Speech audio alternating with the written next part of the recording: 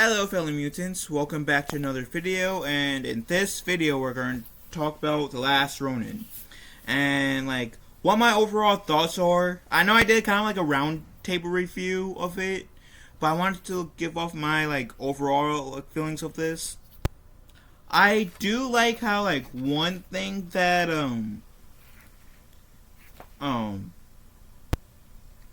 this has is actual chapters with each review. Each I guess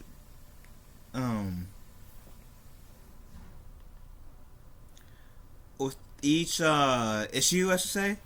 I love how in each issue it kind of gives you a flashback into okay, how did the last turtle in here become the last turtle, which I'm not going to spoil in this video, which I guess I could because I already went through my 5 issues. So if you were at my 5 issues, you guys already know review of who the last Ronin is. So might as well say it for argument's sake. So I like how it shows why flashbacks to why Michelangelo became the last living heir in his family, and why he is so hell-bent and getting revenge on the descendant of the Shredder. I do like how we kind of see a different side to Michelangelo, because typically when people say think of Michelangelo, they think of him being the party dude, and I really like how they chose to do The Last Ronin based off Michelangelo, because I feel Raphael would be too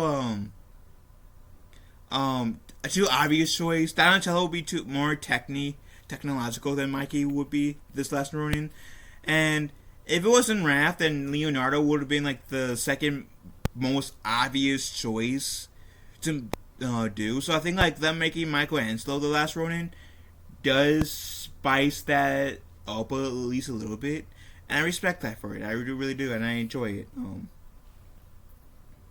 I do like how they have it where it's set 16 years in the future, so this will make Michelangelo 32, and how he sees his dead brothers, and how his dead brothers it feels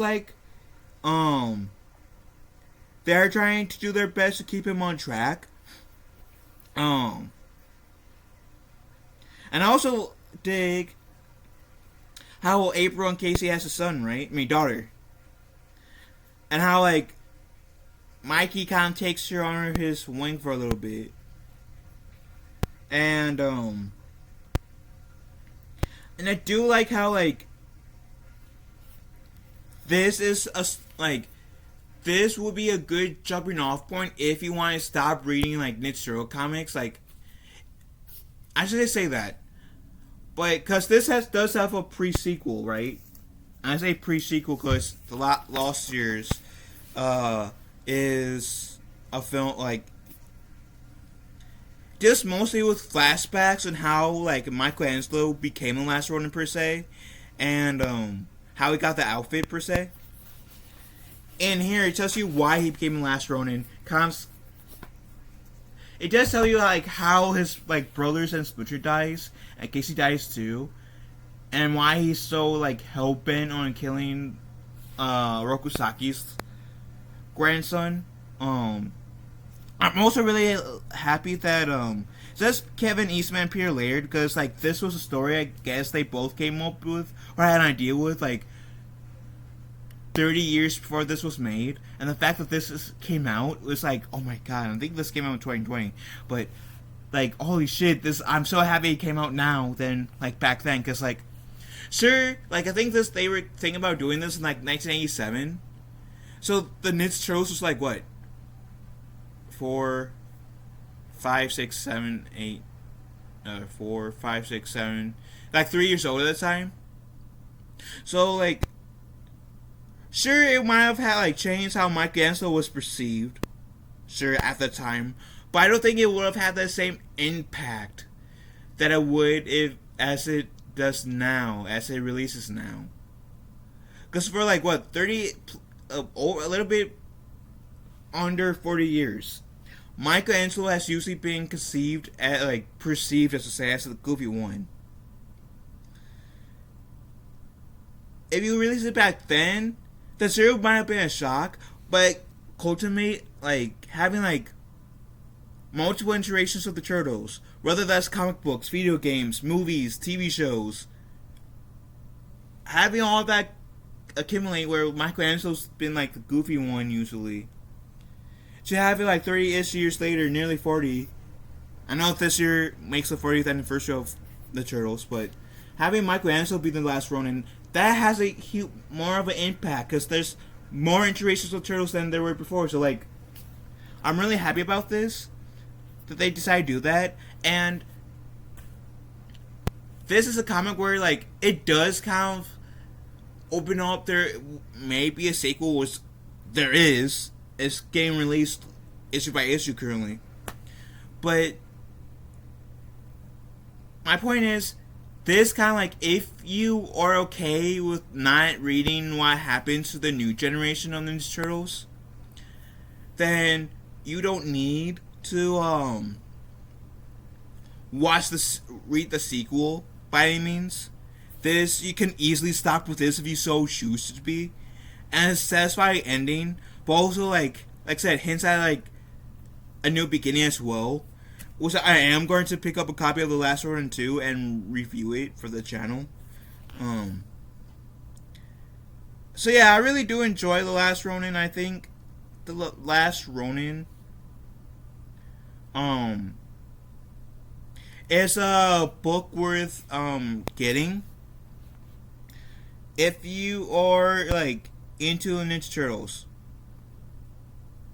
I think you enjoy this. If you're And even if you're not into Ninja Turtles and like those like somewhat dark, gritty, serious like tone themed, that's still sci-fi ish comics, then I think you guys would enjoy this. The best part about The Last Ronin is that you don't even have to be a Ninja Turtle fan to really appreciate and respect and enjoy this in any capacity.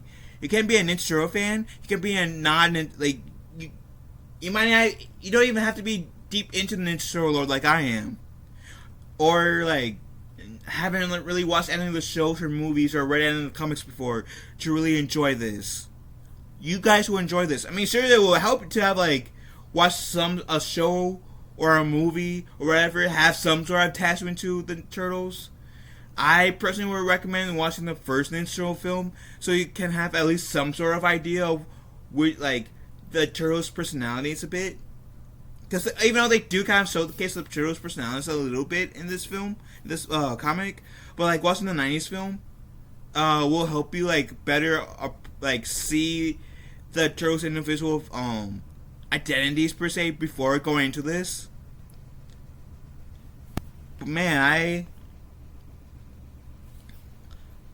I highly do recommend, if you guys do I